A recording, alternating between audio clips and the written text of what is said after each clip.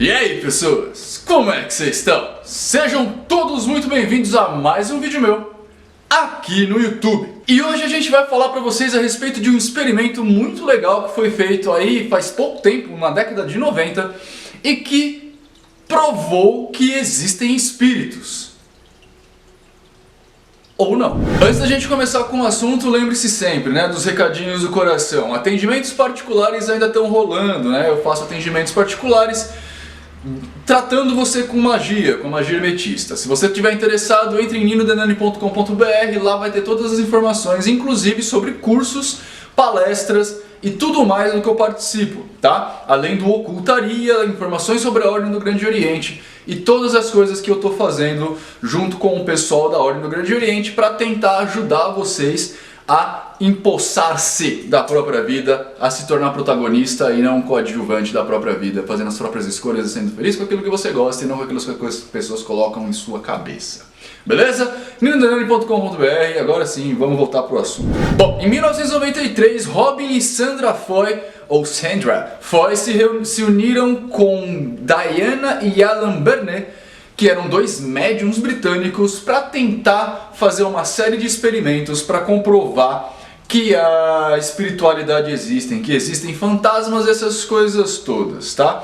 Esse negócio foi conhecido como Experimento Skull e ele foi amplamente registrado e hoje você acha uma penca de livros por aí e alguns documentários na internet também. É sobre esse negócio que eu vou falar. E eu quero deixar claro que eu estou escolhendo, aliás, que eu escolhi esse assunto por sugestão de um inscrito. Na live de segunda, um inscrito, se eu não me engano, chamado Júnior alguma coisa, entrou enquanto eu falava sobre a minha dificuldade de acreditar no mundo espiritual e falou como é que eu podia não acreditar se já tinha sido provado, e a gente entrou nessa questão. Então eu vou abordar um pouquinho a respeito do Experimento Skull e depois eu vou falar para vocês a respeito de comprovações, beleza? E aí a gente vai ver se a gente chega num final bacana aqui, certo? Então, bora pro vídeo. Bom, qual que foi a do Experimento Skull? Essas quatro pessoas que eu falei para você, os Roy e os Bennett, eles se uniam no porão da casa dos Roy, certo? Era um porão que, segundo os próprios moradores, era completamente fechado, era todo pintado de preto. Eu vou colocar uma foto do porão aqui para vocês. Lá eles apagavam todas as luzes, controlavam o acesso de tudo que ia lá dentro.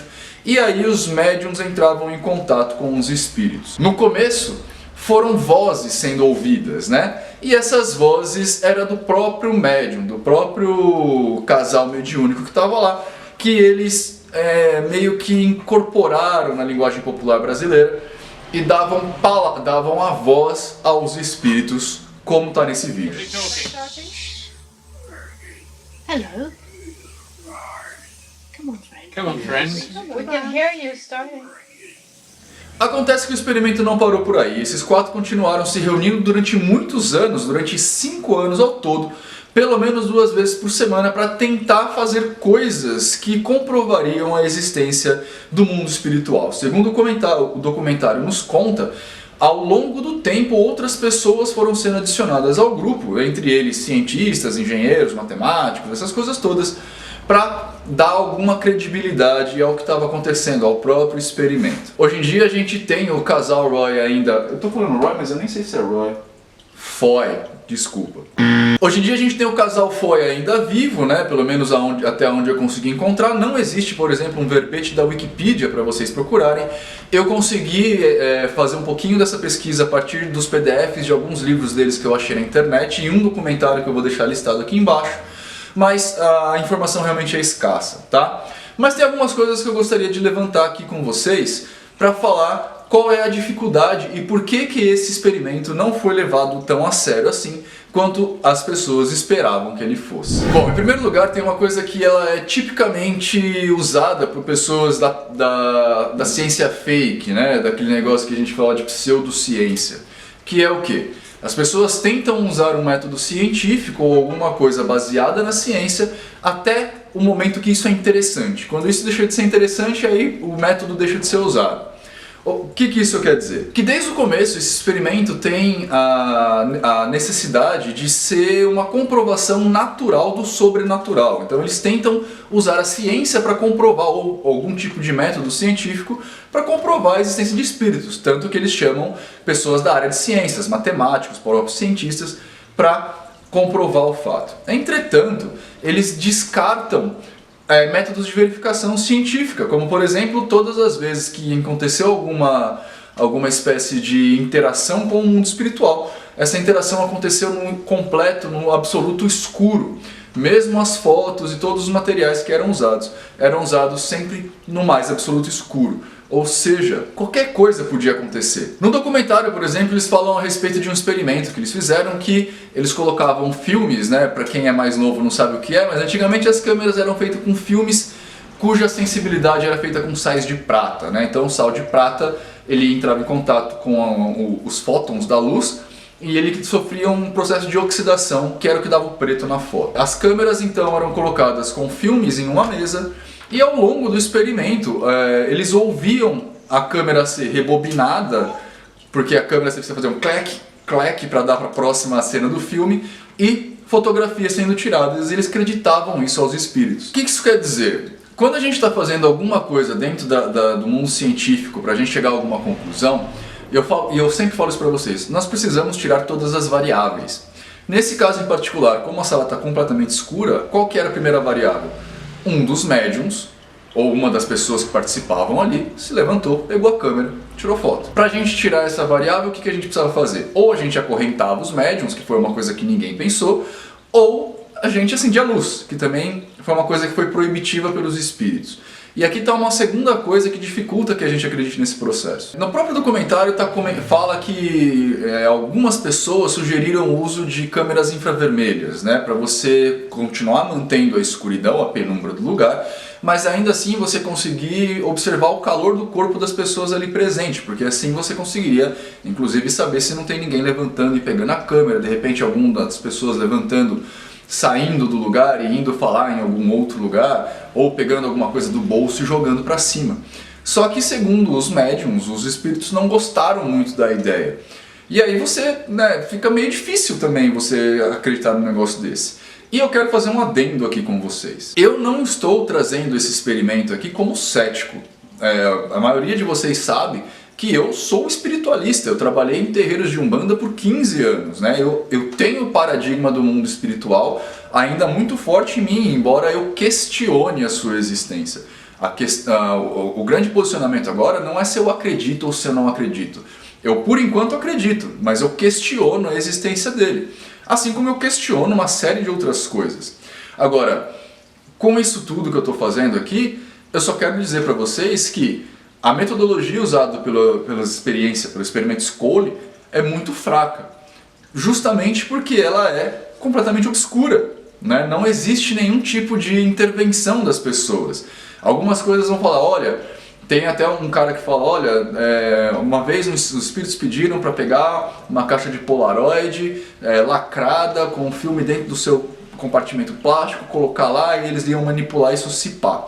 Só que ainda assim isso pode ser fraudado, alguém pode ter entrado com isso debaixo da camiseta, sabe? Fora que nós estamos contando muito com a boa vontade e com uma coisa chamada de argumento anedótico das pessoas ali que estão ali.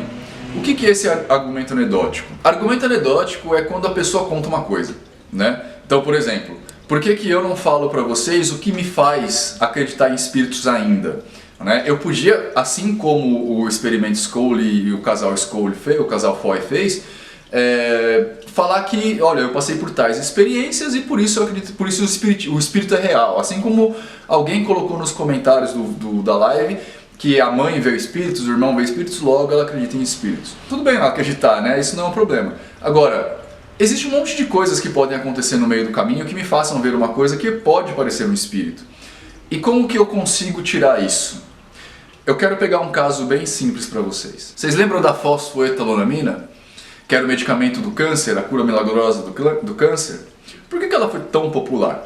Por causa do argumento anedótico. Pessoas compravam ou pegavam, adquiriam de alguma forma as pílulas de fosfetalonamina, tomavam aquilo e algumas pessoas realmente melhoravam. Aquelas que não melhoravam a gente não ficou sabendo, porque quem distribuía essas pílulas não fez um controle. A gente só tinha as pessoas que melhoraram, que podia ser 10% curadas de tumores benignos, que seriam curados de alguma forma. A gente não sabe, só que a gente tende a acreditar muito mais em depoimentos do que em qualquer outra coisa. Por que a igreja evangélica tem tantos seguidores fanáticos? Por causa do argumento anedótico. Nós confiamos naquelas pessoas que a gente gosta. Então eu, por exemplo, como um formador de opinião, líder de um canal que vem aqui e fala uma série de coisas para vocês, eu tenho que tomar muito cuidado com o que eu falo exatamente para não recorrer em argumento anedótico. Embora para várias coisas eu recorra. Eu não estou livre disso. Mas eu pelo menos tenho cuidado de muitas vezes tentar falar para vocês, olha, pensem a respeito. Ou como eu estou fazendo agora. Eu acredito em espíritos, mas será que existe mesmo? Questionem a respeito disso. Eu não sou o dono da verdade. Eu não tenho como provar para vocês a existência de espíritos. Ninguém tem. Nem o casal Foy do Experimento Skoll. Agora eu queria muito trazer para vocês um alerta que é muito importante, que é exatamente a respeito da comprovação. A base da pirâmide, onde contém o maior número de pessoas do nosso país, não entende muito bem certos processos cognitivos e acabam sendo levados por qualquer coisa. Não é à toa que nós temos um país de maioria religiosa. E eu estou falando aqui religioso no sentido de fanatizado mesmo, tá? A gente tem uma maioria fanatizada de religiosos. Por que fanatizados? Porque são pessoas que acreditam sem se perguntar a respeito daquilo, Eles não tem coragem nem de se questionar, e quando você fala alguma coisa que vai contra a fé dessa pessoa, ela simplesmente te excomunga, te põe para longe automaticamente, mesmo sem pensar a respeito. Quando a gente está falando de comprovação, a gente precisa de algumas coisas que sejam fidedignas, ou seja, não é só um depoimento, como eu já disse para vocês, que faz uma comprovação ser válida.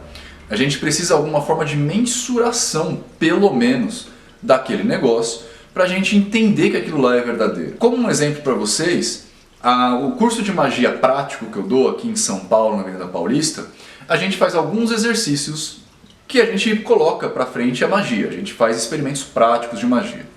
Quando a gente faz esses experimentos, a gente tem formas comprobatórias deles. A gente faz, por exemplo, com um grupo controle.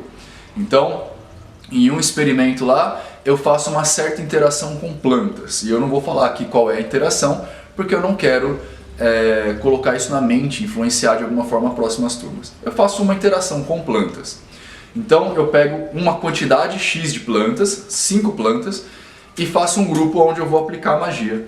E pego um outro grupo de 5 plantas, onde eu não vou aplicar magia. Aí eu falo, o esperado é que tal coisa aconteça. Para a gente saber se aconteceu, vamos medir com régua a diferença entre um grupo e o outro grupo. Com isso eu estou tentando eliminar variáveis, por exemplo. Eu sei que eu não elimino todas e isso não é uma prova científica, exatamente por isso que eu não divulgo para todo mundo, porque eu sei que não é uma prova científica. Esse é o meu projeto Skoll, entendeu? Mas o que eu faço? Eu pego 5 sementes de cada planta. Por quê? Porque uma semente pode ter um determinado gene diferente que vai promover determinado resultado, outra pode estar mofada e vai desenvolver um outro resultado. Então, com um número um pouco maior de sementes, a gente diminui o número de variáveis.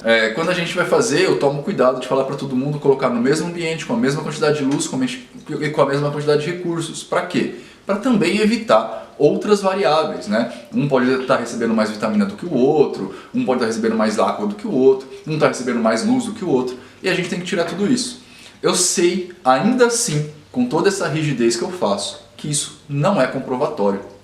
Vocês entendem? Por mais que eu gostaria muito de chegar aqui para vocês e fazer o experimento James Randi e ganhar $1 milhão, porque eu comprovei que magia existe. Mas infelizmente, isso não é comprovatório. Eu tenho exercícios de aplicação de diagnóstico mágico, que a gente faz o diagnóstico de uma outra pessoa, a gente descobre a doença da outra pessoa. A gente descobre aonde a pessoa está com dor. E como que a gente faz isso? Essa pessoa, antes de mais nada, vai anotar num papel aonde está a dor dela. A pessoa guarda, nem eu vejo, a pessoa guarda no bolso. E o praticante vem aqui e faz uma leitura nela. e fala onde está a dor. Como é que eu sei? Porque depois eu tiro o papel do bolso do cara e falo, isso daqui que você falou, tá anotado aqui? Se tá, é porque tá certo. E todos os meninos sabem, eu acabei de formar 3 turmas agora. Eu só fecho a turma quando todo mundo chega a acertar 3 vezes seguida, né? Salvo raras exceções, quando, por exemplo, as pessoas vão para o módulo 2 direto, e aí eu dou uma trégua, fica um tempo menos com prática, essas coisas todas, porque o módulo 2 ele é só prático, e aí a gente compensa lá. Mas vocês entendem o que eu estou falando? Aliás, esse negócio de comprovação é um alerta meu para vocês tomarem cuidado para a vida de vocês. Porque muitas pessoas em muitos momentos vão levar esse tipo de coisa a cabo. Vão tentar te convencer falando que o negócio é verdadeiro por causa de X ou Y. Mas você tem que ir a fundo disso, né? Não é só porque, por exemplo, um médico falou, o cara é doutor e falou de catapora, que ele está certo. Se fosse assim, os próprios médicos não recomendariam as pessoas terem segundas opiniões, não é? Não é só porque o cara é PhD em física que ele vai falar para você de botânica e tá certo automaticamente. Ele pode ter chance de errar. Até porque, muitas vezes, as pessoas opinam. E opinião independe da sua condição educacional, independe da sua condição de formação formal. Independe de um monte de coisa, né? Eu sou artista plástico, eu dei aula, lecionei História da Arte durante quase 4 anos depois da faculdade terminada. Eu posso chegar aqui para você e falar assim, a Mona Lisa é uma bosta. Isso é minha opinião, isso não reflete a verdade. Por quê? Porque esteticamente falando, e aí a gente pode entrar em quesitos filosóficos do que é estética, ela é bela. O que é beleza? Vamos estudar estética para saber. Ou seja, eu estou dando uma opinião que, apesar da minha formação, pode estar completamente equivocada, porque é só uma opinião. Bom, gente, espero que tenha ficado claro. Amigo Júnior, então eu fui atrás do Experiment Scope, como você sugeriu, e aqui estão minhas conclusões para você, tá? Embora o Experiment Scope seja muito legal, e embora eu queira, de verdade, que o mundo espiritual seja real, não é o Experiment Scope que vai provar isso. Tá? Ele tem diversas falhas. Uma das falhas é usar o método científico só quando convém a ele usar o método científico, e quando não convém ele negar o método científico. Mas de uma forma ou de outra, as evidências demonstradas pelo método Skoll são altamente questionáveis.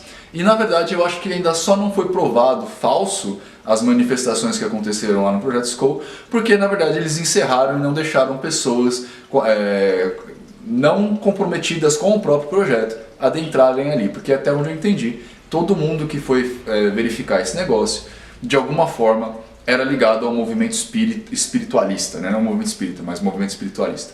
E aí a opinião está contaminada, tá? Então, posso estar errado nesse último quesito, mas foi o que me pareceu nessa pesquisa que eu fiz em pouco tempo, beleza? Muito obrigado novamente pela sua sugestão. Levei a cabo o que você falou agora, assim, com o tempo, né? Porque em live não dá para pesquisar nada. Espero que vocês, outros, também tenham gostado. Se gostou, divulga nosso canal. Se inscreve aqui. Clica no sininho para receber as notificações. Se você gostou muito do que eu faço, apoia.se/NinoDenani. E a gente se vê mais tarde. Tchau.